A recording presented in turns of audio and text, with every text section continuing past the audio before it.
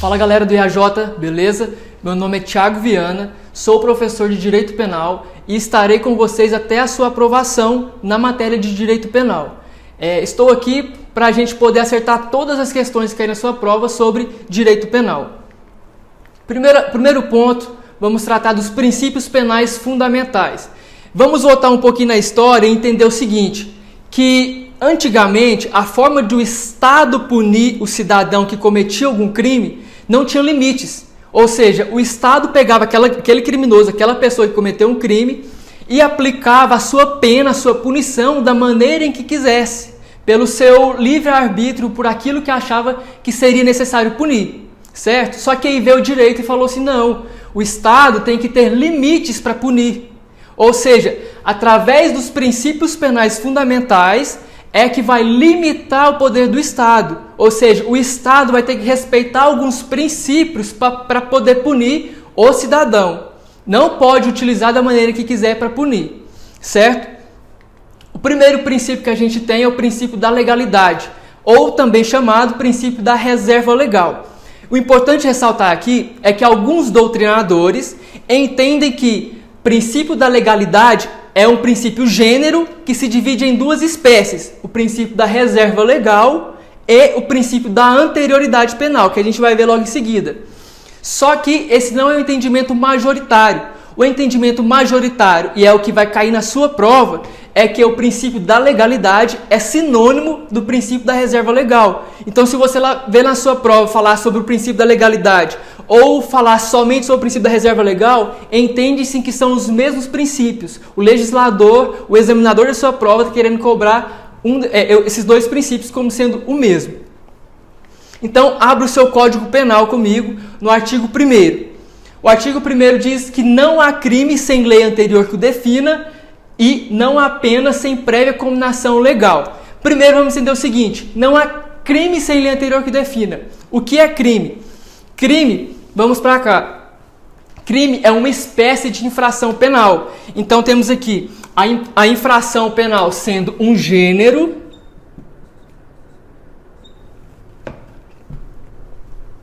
infração penal sendo gênero, que se divide em duas espécies. Crime, que é uma pena mais grave, que tem pena de reclusão ou detenção, e a outra espécie de infração penal é a contravenção penal, que aplica-se uma prisão simples, ou seja, menos grave. A contravenção penal a gente vai ver lá na Lei de Contravenções Penais, só para a gente entender isso aqui. Então, quando você vê aqui no artigo 1º falar de crime, você tem que entender que é uma espécie de infração penal. Então você considera infração penal sendo gênero e crime e contravenção penal sendo as espécies de infração penal. Então se cair na sua prova perguntando, falando que o princípio da legalidade se aplica às contravenções penais, você vai colocar que sim, está certo, porque entende-se que aplica a infração penal. Continuando. Sem lei anterior que o defina e não há pena sem prévia cominação legal. O que é pena? Pena a gente entende também como sendo uma espécie de sanção penal. Então temos a sanção penal sendo também um gênero que se subdivide em duas espécies, a pena e a medida de segurança. A pena são aplicadas quando existe um fato típico, ilícito e culpável, e a medida de segurança são aplicadas aos inimputáveis ou semi-imputáveis. Mas o importante a gente saber é o seguinte, se cair na sua prova falando que o princípio da legalidade se aplica à medida de segurança, você vai colocar que sim, porque aqui se entende como pena uma espécie do gênero sanção penal. Também sobre o princípio da legalidade, a gente tem que entender o seguinte, a lei que trata aqui, não há crime sem lei anterior que o defina. A lei que o legislador traz é uma lei ordinária ou lei complementar. Então, somente lei ordinária ou lei complementar podem definir crimes e cominar penas. O artigo 5º da Constituição Federal, no seu inciso 39, também trata o mesmo princípio da legalidade. Não há crime sem lei anterior que o defina, nem pena sem prévia cominação legal. Então você encontra o princípio da legalidade tanto no Código Penal quanto na Constituição. Então, se cair na sua prova perguntando se o princípio da legalidade é um princípio constitucional, você vai dizer que está certo, porque está previsto na Constituição Federal. No artigo 62 da Constituição Federal, a gente vê a respeito das medidas provisórias. Em caso de relevância e urgência, o presidente da República poderá adotar medidas provisórias com força de lei, devendo submetê-las de imediato ao Congresso Nacional. Parágrafo 1º do artigo 62 da Constituição. É vedada a edição de medidas provisórias sobre matéria relativa a direito penal, processual penal e processual civil. Então, se cair na sua prova, é permitida medida provisória legislar sobre matéria penal, está errado. O único instituto, a única lei que pode legislar sobre matéria de direito penal é a lei ordinária ou a lei complementar. É isso que quer dizer aqui, ó, a lei. A lei é em sentido estrito. Lembre-se, lei em sentido estrito relacionado à lei ordinária ou lei complementar. Então, continuando, o artigo 68 da Constituição Federal também fala sobre as leis delegadas. Leis delegadas serão elaboradas pelo presidente da República, que deverá solicitar delegação ao Congresso Nacional. Olha o parágrafo 1º. Não serão objeto de delegação os atos de competência exclusiva do Congresso Nacional, os de competência relativa da Câmara dos Deputados ou Senado Federal, a matéria reservada à lei complementar, nem a legislação sobre nacionalidade, cidadania, direitos individuais, políticos e eleitorais. Então, nem as leis delegadas podem legislar sobre matéria penal também, porque entra aqui nos direitos individuais. Ou seja, o que a gente tem com isso? Que se cair na sua prova falando que não pode medida provisória legislar sobre matéria de direito penal, está certo, porque cabe somente a lei ordinária ou a lei complementar, entende-se como lei em sentido estrito, certo? Deriva do princípio da legalidade os subprincípios, ou também chamados de postulados. Então, temos o princípio da legalidade como sendo o tópico 1. E os seus subprincípios entra o princípio da anterioridade penal, chamada de lex praevia, só que se lê lex prévia. Pode ser que esse termo também caia na sua prova. A gente coloca para que o legislador, o examinador da sua prova, não tem por onde fugir. Então, se ele colocar isso aqui, você vai lembrar que é do princípio da anterioridade penal. Por isso que a gente coloca para abranger todo o conteúdo.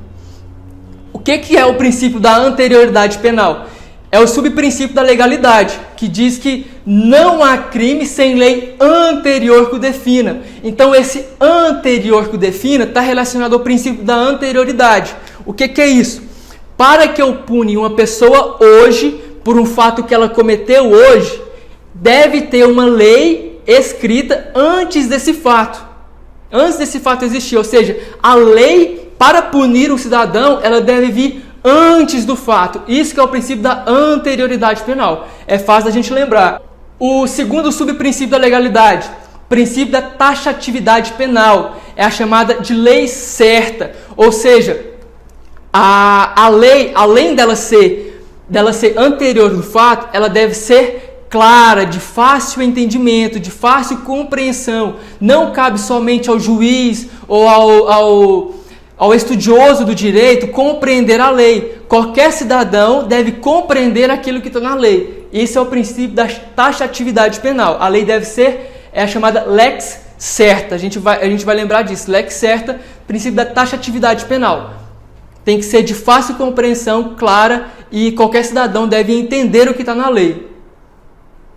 Terceiro subprincípio, lei escrita, lex scripta. Lembre de lex scripta. O que quer dizer isso? Que é vedado o costume incriminador. Ou seja, a lei para punir alguém, ela tem que estar escrita, tem que estar no papel. Ou seja, eu não posso punir uma pessoa somente porque pelos costumes a gente entende que não se pode cometer aquele fato. Entendeu? A lei tem que estar escrita, tipificando aquela conduta como crime. Um exemplo que a gente tem é a fila. A fila no banco, por exemplo. Não tem nada na nossa legislação, não tem nada escrito falando que a pessoa que fura a fila comete um crime. Então, a pessoa que fura a fila, eu não posso punir ela porque justamente não tem uma lei escrita. Não existe o costume incriminador. Isso que a gente lembra de lei lex scripta, lei escrita. O quarto subprincípio, lei estrita. Lembra-se de lex estrita. É o que? É vedada a analogia in malam partem. O que é analogia in malam partem? Analogia para prejudicar o réu. Então, não podemos, no direito penal, utilizar a analogia para prejudicar o réu. Mas é permitido a analogia in bonam partem, que é a analogia para beneficiar o réu, certo? O importante é a gente não confundir a lei escrita, lex scripta, da lei estrita. O que quer dizer a lei estrita? É estritamente a lei. Só cabe a lei punir. Se não tiver na lei, eu não posso utilizar uma analogia para punir alguém, certo? Essa é a principal diferença entre as duas. Então, galera, vimos que a lei estrita, a lex estrita, veda a analogia in malam partem, para prejudicar o réu. É só a gente lembrar que é permitido a analogia para beneficiar o réu. Só voltando aqui, na hora que a gente falou sobre a vedação de medida provisória legislar sobre matéria penal, é importante a gente lembrar que essa vedação não alcança as normas penais que não definem crimes. Então, por exemplo, a gente vai ver alguns institutos penais, igual no artigo 14, inciso 2, por exemplo, do Código Penal, que trata do crime tentado, da tentativa de crime.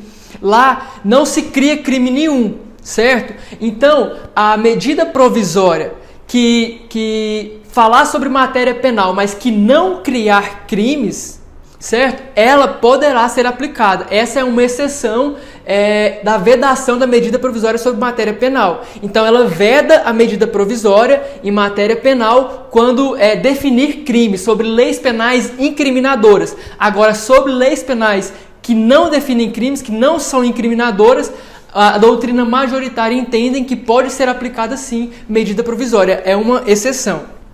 Continuando aqui, então, a lei estrita veda a analogia in malam partem.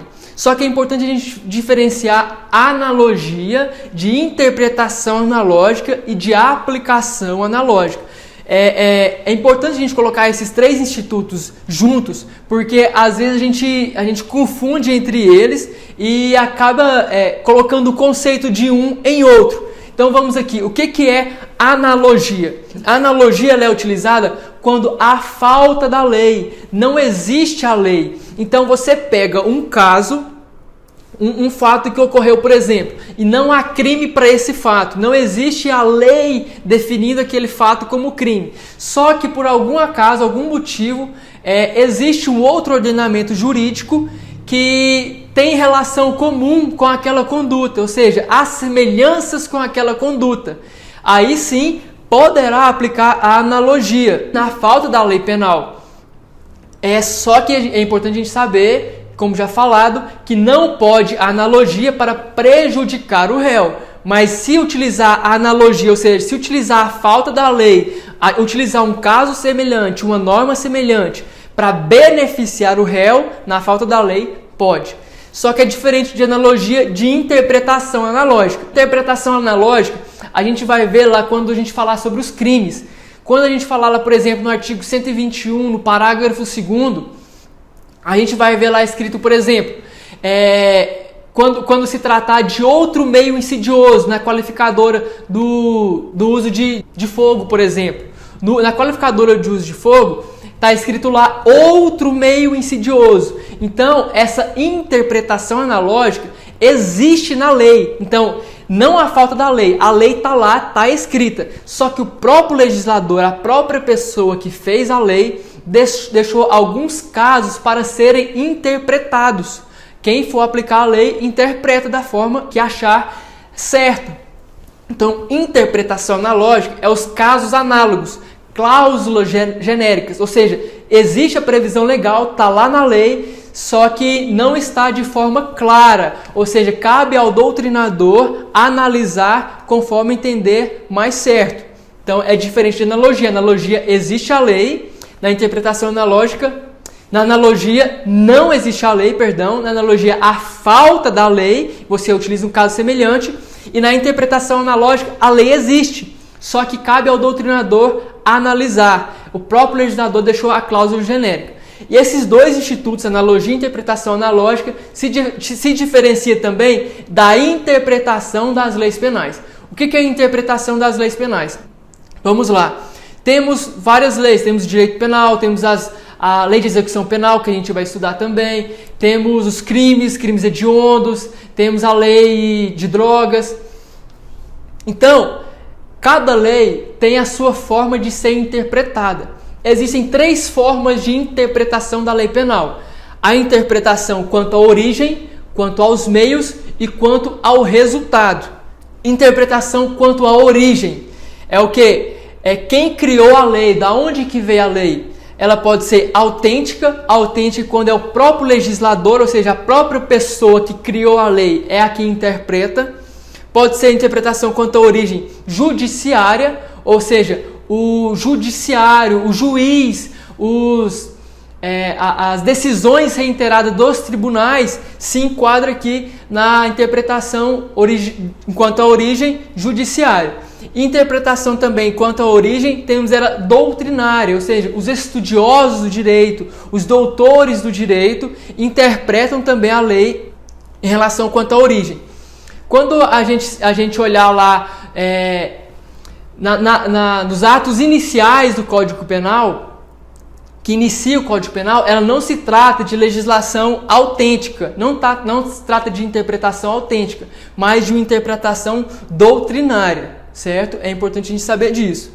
Segunda interpretação das leis penais, quanto aos meios, ou seja, aos meios que está lá na lei. Quais que são as formas? Gramatical. Gramatical é a própria letra da lei. O que está lá, o examinador, o legislador, quem for interpretar a lei, interpreta da forma que está escrita. Sentido lógico. Sentido lógico da lei. Teleológica. Interpretação quanto aos meios teleológica. Está relacionada à finalidade da lei. Qual que é o fim da lei? Interpretação sistemática engloba todo o ordenamento jurídico. Então você interpreta a lei colocando todo o ordenamento jurídico junto. Interpretação histórica é você relacionar aquela lei com o momento em que ela foi criada, certo? Por exemplo, o nosso Código Penal, a época em que ele foi criado, a gente faz uma interpretação histórica. Interpretação das leis quanto aos meios, progressiva. Progressiva está relacionado ao avanço tecnológico. Esse termo progressivo é colocado recentemente pelos doutrinadores, porque é a gente interpretar a lei de acordo com os avanços tecnológicos. O que se entende é que o homem não é capaz de acompanhar todo o desenvolvimento humano. Então a gente tem que fazer uma interpretação da lei progressiva, de acordo com a evolução da humanidade, vamos dizer assim. E a terceira interpretação das leis penais em relação ao resultado. A primeira, declarativa. O resultado declarativo quer dizer o quê? O que está escrito na lei é o que deve ser interpretado, da forma exata em que está lá. Restritiva. Restritiva é quando a lei diz mais do que deveria dizer. Então você tem que restringir a sua análise, certo? A lei diz muito e você restringe para interpretar a lei. Extensiva é quando a lei diz pouco e você tem que estender a sua interpretação. A lei diz razoavelmente, não diz tudo o que deveria dizer, e você tem que estender a sua interpretação. O que é importante a gente saber aqui? Diferenciar analogia de interpretação analógica e interpretação das leis penais, porque pode cair na sua prova falando que a interpretação analógica é a falta da lei penal, e sendo que se trata de analogia. É a gente diferenciar isso, a gente saber que a analogia é a falta da lei e é que a gente utiliza em casos semelhantes. Interpretação analógica, o próprio legislador deixou lá para ser interpretado quando se trata, por exemplo, de outro meio insidioso, qualificadora do crime de homicídio. Tudo isso são interpretações. Em todo o Código Penal a gente vê nos crimes lá, por exemplo, sobre interpretação analógica. Quando se trata do crime de estupro, por exemplo, a gente vai ler lá logo, mais para frente, nas próximas aulas, quando se tratar de outro ato libidinoso, por exemplo, que não seja conjunção carnal. Quando o legislador coloca outro ato libidinoso, ele está falando para nós, operadores do direito, fazermos uma interpretação analógica. Continuando aqui, o segundo princípio essencial para o nosso direito penal é o princípio da intranscendência da pena, também chamado de princípio da pessoalidade, também chamado de princípio da responsabilidade individual. Se cair qualquer um desses três termos, falando sobre o mesmo sentido, a gente vai adotar para a sua prova, como sendo sinônimos esses três termos. O artigo 5º, no seu inciso 45 da Constituição Federal, trata sobre esse princípio, que é o quê? Nenhuma pena passará da pessoa do condenado, podendo a obrigação de reparar o dano e a decretação de perdimento de bens ser, nos termos da lei, estendida aos sucessores e contra eles executadas até o limite do valor do patrimônio transferido. O que quer dizer isso? Princípio da intranscendência da pena. A pena não pode passar da pessoa do condenado. Ou seja, aquela pessoa que cometeu o crime, a pena deve cair sobre ele. Ou seja, não pode transcender, não pode transmitir essa pena para um sucessor, para um herdeiro, para uma terceira pessoa, vamos supor assim. Entendeu? O que se pode transferir é a composição civil. Quando se tratar de dinheiro, reparação de dano e perdimento de bens, se tratar de composição civil dos danos, pode ser transmitido aos herdeiros até o limite da herança. O que quer dizer isso? Vamos supor que a pessoa cometeu um crime de homicídio.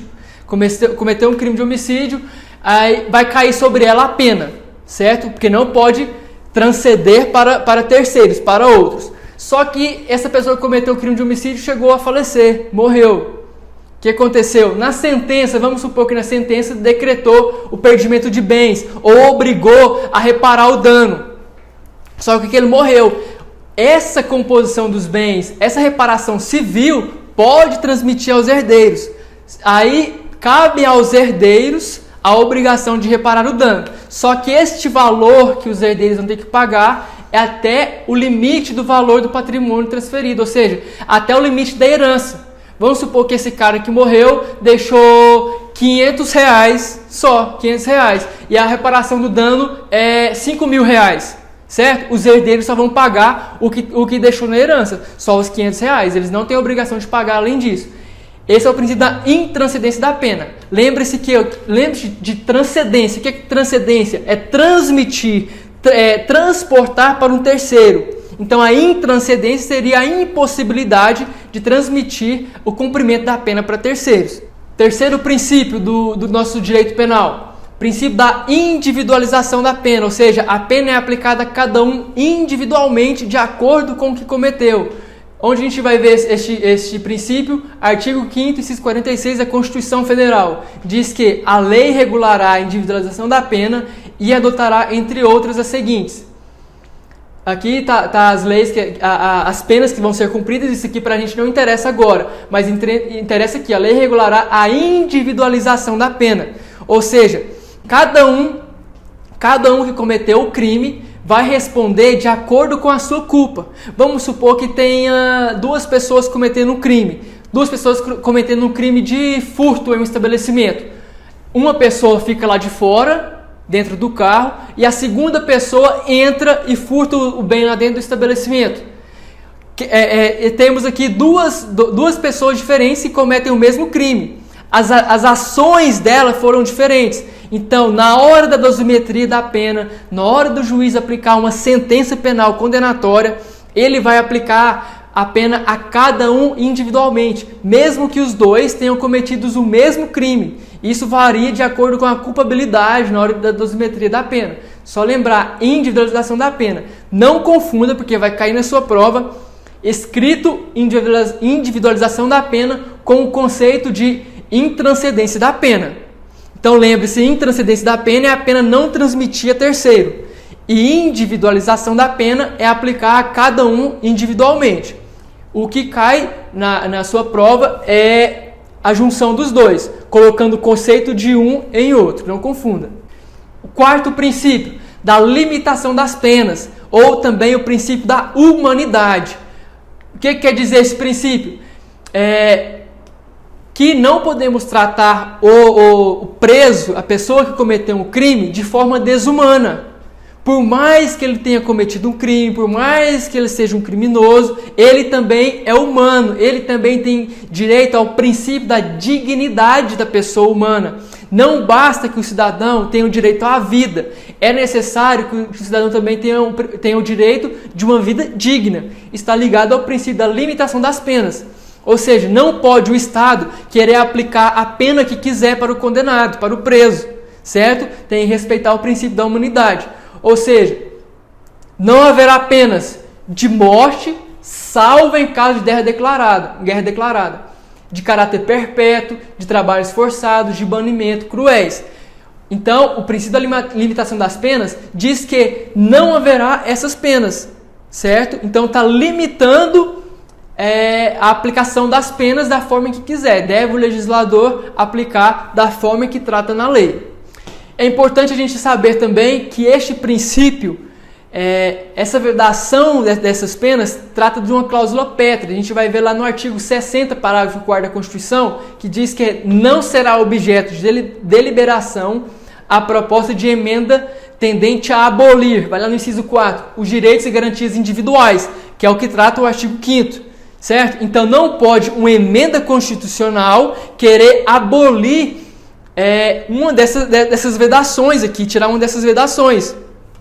Isso a gente vai ver lá em Constitucional com o professor de Direito Constitucional, mas é importante a gente saber disso, que se trata de uma cláusula pétrea. Ou seja, é necessário uma nova Constituição para poder mudar essas penas aqui, certo? A emenda constitucional não é capaz de alterar este princípio. Então vamos lá, dentro do tópico de princípios fundamentais do direito penal, temos esse tópico 5 aqui também. Ele não se trata propriamente de princípios, mas é matéria que está lá na Constituição Federal e aplica normas de direito penal. Então a gente vai adotar aqui também dentro deste tópico. O artigo 5º da Constituição, incisos 42, 43 e 44, trata dos crimes inafiançáveis, imprescritíveis e insuscetíveis de graça e anistia, certo? Esses 3 incisos da Constituição, eles tratam disso. Só que a gente vai fazer um mnemônico aqui, um esquema, para você saber diferenciar quais são os crimes inafiançáveis, quais são os crimes imprescritíveis e os crimes insuscetíveis de graça e anistia. Isso aqui para sua prova é muito importante, porque ele coloca um crime lá que é inafiançável e coloca lá no final que se trata de um crime imprescritível. Então você saber diferenciar isso aqui é fundamental para sua prova. Então vamos lá. Aqui ó, esses 42 da Constituição. A prática de racismo constitui crime inafiançável e imprescritível, sujeito à pena de reclusão nos termos da lei. Então racismo já falou no inciso 42. Crime inafiançável e imprescritível. Qual que é o mnemônico que a gente vai usar aqui, ó? Ração 3TH. Então você vai lembrar aqui, ó, ração 3TH. Aqui, ó, um pouquinho embaixo.